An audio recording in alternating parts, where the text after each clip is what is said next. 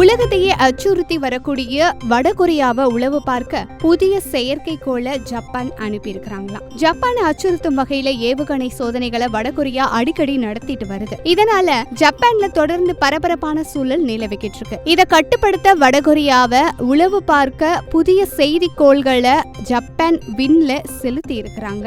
Japan ஏவுகணத்துல இருந்து H2A rocket மூலமா radar 5 செயற்கைக்கோள் விண்ணில் செலுத்தப்பட்டிருக்கு. இந்த செயற்கைக்கோள் ஜப்பான்ல கடற்பகுதிகளை பாதுகாக்கும் நோக்கில வடகொரியாவை விண்ணில் இருந்தபடி உளவு பார்க்கும் அப்படின்னு அந்த நாட்டு விண்வெளி ஆய்வு அமைப்பு தெரிவிச்சிருக்காங்க. 1998 வடகொரியா கண்டம் விட்டு கண்டம் பாயும் ஏவுகணையின ஜப்பானை நோக்கி மேற்கு பசிபிக் பகுதியில செலுத்தி இருக்கு. இதை தொடர்ந்து 2003 முதல் உளவு செயற்கைக்கோள்களை ஜப்பான் விண்ணில செலுத்தி வருது.